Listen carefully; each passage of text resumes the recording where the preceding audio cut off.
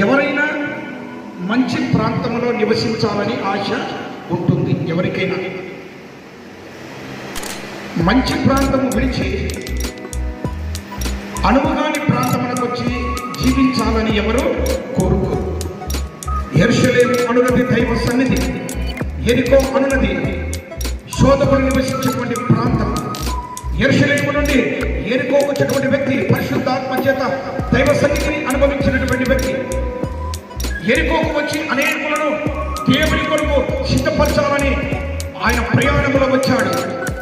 ఆ యెరికోకు వచ్చే శోధకుడి ఆటలు సాగవని మార్గ మధ్యములోనే వాడేం చేశాడు, అతనిని హింసపరిచి కొట్టి దీనావస్థలో ప్రాణమును కొర ప్రాణములతో విడిచిపెట్టాడు.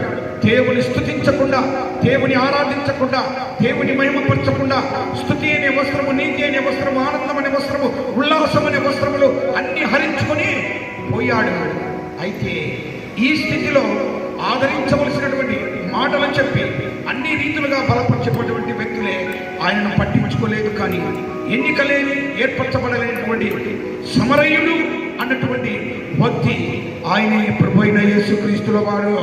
పరలోకము నుండి లోకమునకు వచ్చి తృణీకరింపబడిన వాడై సర్వ మానవాళి కోసము ప్రాణములిచ్చినటువంటి ఆయన నీ స్థితి, నా స్థితి, దీన స్థితి చూసి నిన్ను తిరిగి ఆ స్థితికి తేవడానికి ఆయన నీకు నాకు 2000 సంవత్సరాలను హెచ్చించాడు.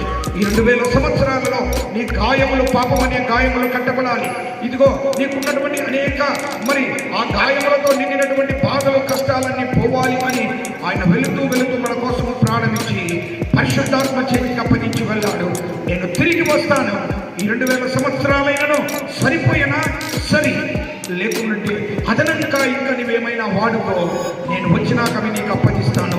నేను వచ్చే సమయానికి గాయపడినటువంటి నా ప్రియబడి, గాయపు యెరూషలేము నుండి యెరికో వచ్చినటువంటి గాయపడిన ఆ బిడ్డ ఎలాగా గాయపడ్డాడో, ఇక భూలోకములో ఎందరైతే గాయపడి నా సేవ నిమిత్తము ముందుకు సాగే సమయంలో ఆటంకములు, అభ్యంతరములు, ఇబ్బందులు కలిగాయో వాళ్ళందరినీ నీవు సంసిద్ధపరిచి నా కోసం పరిపూర్ణులుగా, పరిశుద్ధులుగా సిద్ధపరిచి ఉంచితే పరలోకము నుండి నేను తిరిగి వచ్చిన సమయమున నీకు ఇవ్వవలసినటువంటి ఆ దినాలను తిరిగి ఇచ్చి నాతో ఉన్నటకు వారిని తీసుకొని పోతాను.